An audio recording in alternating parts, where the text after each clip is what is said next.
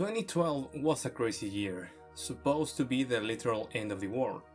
But unfortunately, we already are in 2022, in the middle of a pandemic, with World War III just around the corner and we're still alive and kicking. Regardless of our potential demise as a human species, 2012 had some interesting surprises in the anime world. Talk about copium. Among these important airings we got Fate Zero Season 2, another, Kori wa Zombie Desuka, and because our entire gimmick is based on Yu-Gi-Oh! Yu-Gi-Oh! Sexal was released, I guess. You just summoned your mom!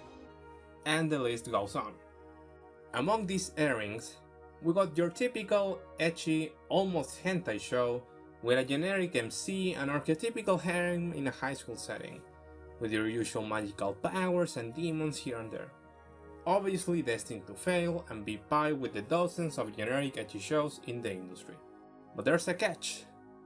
The anime didn't flop, and on top of it, the anime was actually fun and competent somehow.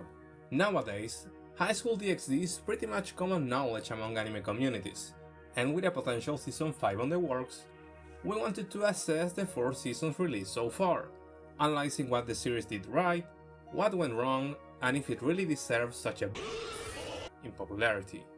So, the best place to start would be watching the first season, simply named Highschool DxD, that my horny high school self watched during the original airing, meaning that I lost all shame as early as 2012. She knows we're here! This could be bad!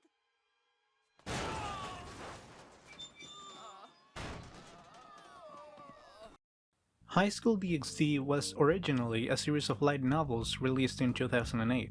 It was written by Ecchi Ishibumi and illustrated by Miyamasero. Years later, it would be adapted into a manga of the same name to finally be conceived as an anime in January 2012 by the hands of Studio TNK. As for the studio itself, their previous works are School Days. Well, later on the line, they animated Radio of Healer. Well, Blade Dance wasn't that bad. Although our experience with this studio has been rough, they actually did a very good job on DxD, at least in the first 2 seasons, that is. But more on that later. DxD was an immense success during its airing period, with very iconic characters, lots of fan art, and a very active community. Later, Highschool DxD would spawn 3 new seasons for the anime, named New, Born, and Hero, alongside several specials and OVAs, but those would be covered in their own separate videos. So, what's the deal with Highschool DxD, aside from, ecchi? Our story stars Hyodo Issei, a well-known pervert in his school, who finally got his first girlfriend after so many years, only to be killed by her before even getting his first kiss. Turns out she was a fallen angel, whose goal was to eliminate him. Don't worry though, it was a prank, bro. He gets resurrected as a demon by Ria's Gremory as the pawn of her peerage. This starts his real, horny adventure in order to become a high-ranking demon, and the harem king as well. Throughout the series, we meet the rest of Ria's current peerage, alongside a couple of new additions. We also get to see Issei's power increase alongside his sex drive, pervert powers, active imagination. We also experience our first signs of conflict among these 3 main factions: demons, fallen angels, and the church. This is, all things considered, a pretty decent plot for its time. But an interesting plot is nothing without an interesting cast of characters to go along with, right? Our protagonist Issei is, at first glance, nothing more than a stereotypical pervert. And you'd be right, for the most part. Throughout the first season, we see that he's actually a very caring individual, willing to risk himself for the safety of his friends.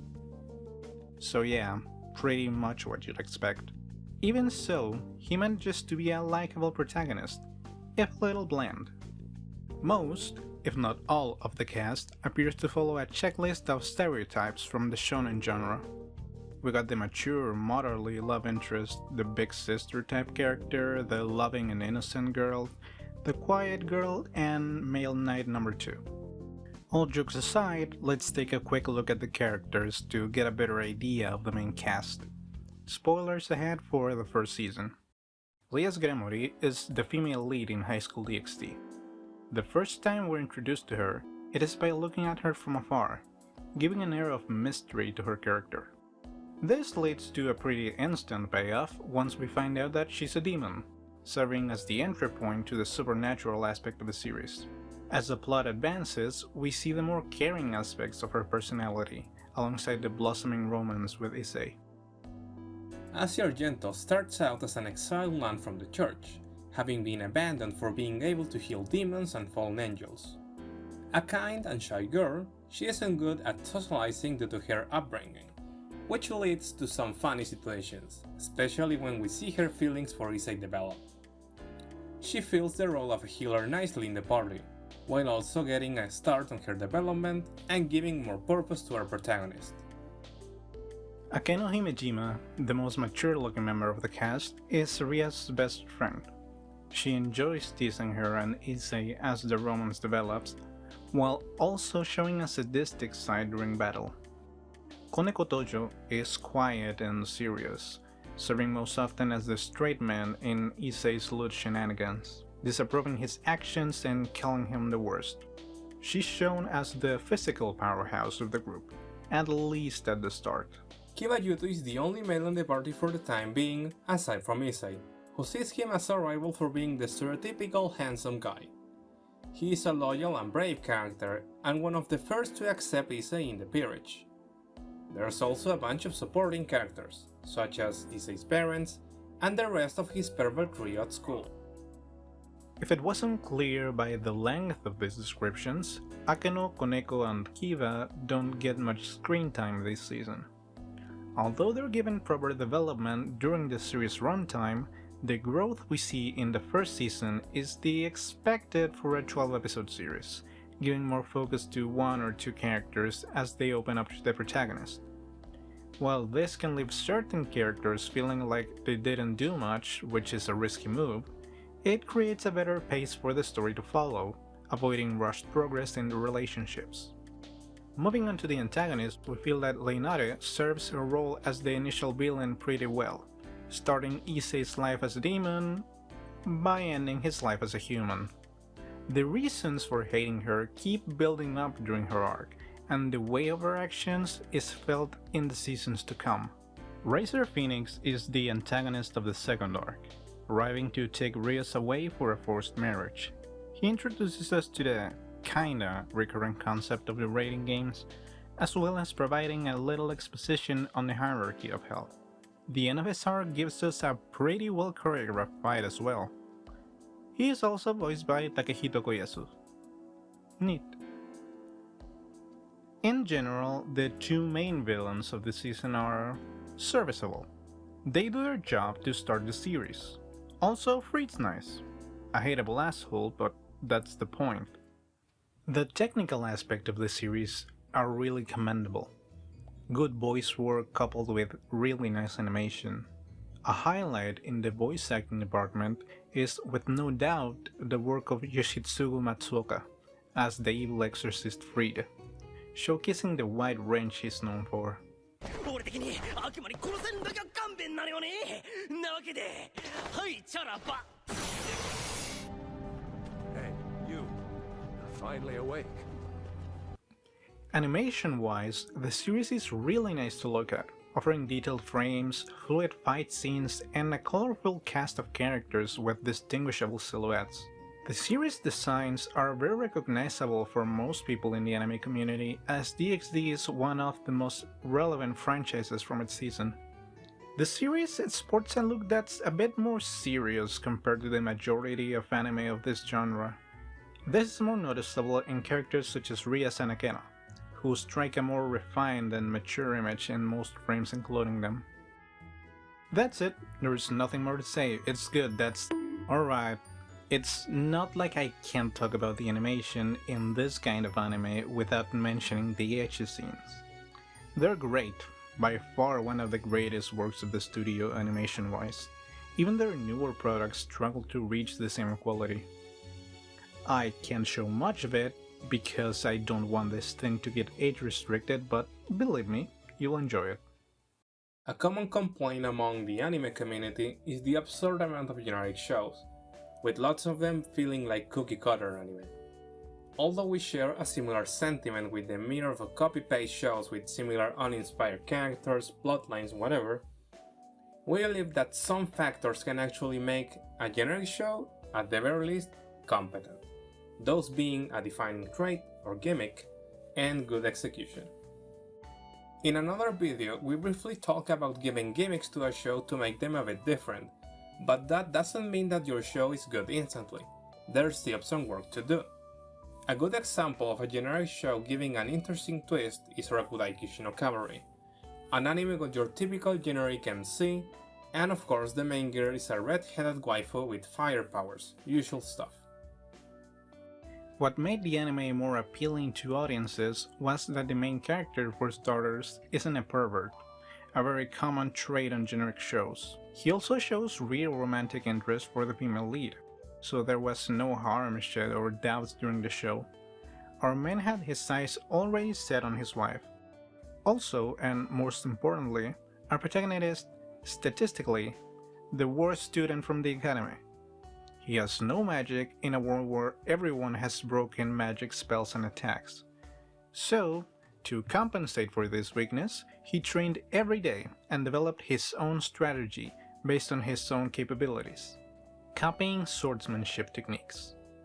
As the series progresses, we can see the main character struggle and overcome difficult trials and fights, while developing a real romance with the female lead of the show.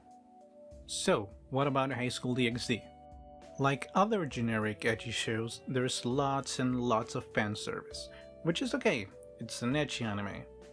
We also have our protagonist, a pervert that looks like Jade and Yuki, funnily enough. But unlike generic shows where the protagonist has magical powers and is a pervert, in DxD, being a pervert is what makes Issei stronger. His feelings for Booba and Rias make him go nuts. During the first season, he develops a skill called Dress Breaker, made to, break clothes, doing psychological damage to his female opponents. We don't want to spoil too much about later seasons, but he develops even crazier skills, such as Booblingual and Summon Opai. Now, it's up to your imagination to what those skills are, but believe me, their application are hilarious. As for good execution, there are some nuances of Issei's persona that make sense considering his experiences throughout the show. Usually, when characters die or are transported to a different setting, they usually accept it pretty quickly, with no major repercussions down the line. On DxD, there's a real conflict regarding his first girlfriend, and the trauma of being killed by her is actually very believable, only being able to overcome it with time and with the help of all his friends. Another good example comes to the interactions with the party. Initially, Issei's interactions are pretty much limited to Rias, and then with Asia once she joins the club. But as time progresses, he gets closer to other characters like Kiba, Koneko, and Akeno. On screen, they have funny and lewd interactions of course, but there are legitimate good moments, showing traces of the bonds and friendship that the party will form as time progresses. The bonding progression isn't rushed for the most part, as more reserved characters don't open themselves to Issei from the get-go. Although there is a sense of trust and respect during the first season, only in the later ones they will reveal their true colors to the protagonist. Like we mentioned before, this was a risky move, but the payoff was worth in the long run. Long run meaning season 2? We won't lie, we actually like this show, but for the purposes of the review, here's the grading. Production value. Just like in Rite of Healer, the ecchi scenes are well animated. The difference being that DxD has decent and fluid animation on fight scenes as well. 9 years earlier, mind you. The art style is very recognizable. This will cause troubles in later seasons. And the show is very colorful. We like it. There are some flaws in the animation, not top tier by any means, but it's pleasing to the eye. In the audio department, some tracks are very recognizable and iconic, and most of them fit nicely in their given contexts. Voices are good as well, and Kuyasu's here, so that's always a plus. In case you like anime with dub, the dub is actually super good. A solid 4 here. Storytelling. There isn't much story going on yet. The first season is mainly intended to set up the story and to present the world and its rules. We also get to know several parties involved in this universe and their conflicts with the main party. The arcs are easy to follow and make sense for the most part. Nothing very impressive, but it's serviceable enough, especially for an anime of its genre. 4 out of 5 here. Characters. Because character development takes some time, we got to work with like 3 characters when the party is composed by 6. Akeno, Koneko and Kiba are developed more in later seasons, so they don't break the mold very much. Something that also applies for the characters developed at this point. They have funny interactions as well as legitimate bonding and characterization, especially Issei. That being said, the anime played a bit safe in this department, mainly sticking with the archetype traits. So, 3 out of 5 here. Enjoyment. Although I'm not the biggest fan of ecchi shows, this one is actually very good. Issei, while generic and dumb at first, it's a protagonist worth following and it was nice to see him fulfill his goals. Fight scenes were fun and story arcs were engaging. It was a good experience watching the show, although some people might feel discouraged by the high amounts of fanservice. But believe me, there's more than that, especially in later seasons. So, we will close the review with a 4 out of 5 here. For a change, revisiting Highschool DxD was not painful, thank God. The anime might be overkill with the amounts of ecchi and fanservice it has, but if you're watching an ecchi show, you know what you're up to. Aside from that, the anime has more things to offer, like charming characters, some good comedy, and a very competent world building. There is clear potential in the series, with further avenues for development in later seasons. So we will have to watch the remaining seasons to see if they can keep the balance between developing an actual story, while keeping the ecchi and romance aspects of the series on a high note. For now, we can see why Highschool DxD had a very positive reception in its target audience, leaving fans with high expectations for a second season and a ton of Rule 34. Nailed it.